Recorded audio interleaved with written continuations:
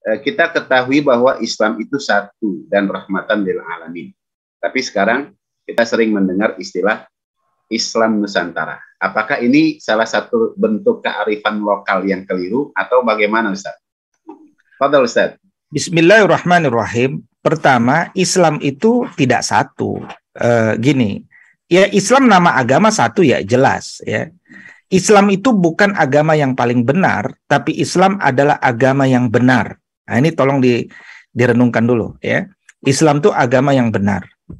Selain Islam, agama yang batil, sesat. Itu bahasa Al-Quran. Nah, kemudian Islam yang satu itu diterjemahkan oleh sejarah peradaban Islam itu kemudian menjadi beberapa versi. Ya, nah, tapi versi-versi yang banyak itu nanti dibingkai, diselamatkan dengan istilah Ahlus Sunnah wal Jamaah. Supaya selain itu tidak masuk. Siapa yang tidak masuk pada Ahlus Sunnah wal Jamaah? Syiah, Khawarij, Mu'tazilah, Musyabbihah, Mujassimah, nggak masuk itu. Kalau Ahmadiyah belakangan. Ya. Ini kita bicara abad ke-10. Nah, maka kemudian yang masuk pada Ahlus Sunnah wal Jamaah itu nanti diklasifikasikan di abad 10. Bidang akidah, ibadah, akhlak. Di bidang akidah, itu Islamnya tidak satu. Ada 3 aliran. Yang disebut Ahlus Sunnah wal Jamaah di bidang akidah adalah yang beraliran Asy'ari, Maturidi, Ahlul Athar. 3. Jadi selama dia ada di 3 itu, dia masuk pada Ahlus Sunnah wal Jamaah. Masuk di bidang fikih, Islam juga nggak satu. Ya, dia ada 4. Ya, Hanafi, Maliki, Syafi'i, Hanbali. Nah, siapapun yang ada di 4 ini, dia masuk pada Ahlus Sunnah wal Jamaah. Wah, tapi kalau saya mazhabnya mazhab tidak bermazhab, Ustaz. Nah, itu mazhab juga. Itu mazhab tidak bermazhab namanya. Nah, itu tidak ada di dalam Ahlus Sunnah wal Jamaah mazhab tidak bermazhab. Ya. Nah, kemudian yang berikutnya di bidang tasawuf, di bidang ihsan. Ya, di bidang ihsan. Jadi ada iman, Islam, ihsan. Nah, di bidang ihsan, di bidang tasawuf ini, itu yang mengikuti mazhab pemikirannya Al-Ghazali dan Al-Imam Al-Juwaini. Nanti turunannya ada Imam Al-Qushairi. Nah, ini yang disebut sebagai Ahlus Sunnah wal Jamaah untuk menyelamatkan umat Islam ini dari pemikiran-pemikiran yang berbeda. Makanya dalam Al-Milal wan Nihal itu kan di Al-Imam Syahrastani mendetailkan ya aliran-aliran Islam itu. Nah, tapi ala kulli hal semuanya adalah satu dalam pengertian Ahlus Sunnah wal Jamaah. Dan inilah yang disebut sebagai As-Sawadul A'zam ya.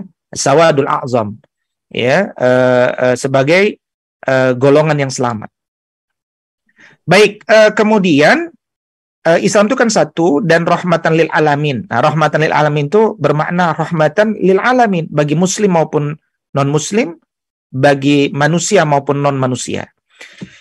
Nah, namun sudah seringkali kita mendengar ada istilah Islam Nusantara. Nah, ini apakah salah satu bentuk kearifan lokal? Islam Nusantara itu istilah yang baru datang di abad 21. Ya, baru hanya datang di 5 tahun terakhir, Islam Nusantara. Secara penggunaan kosakata keliru.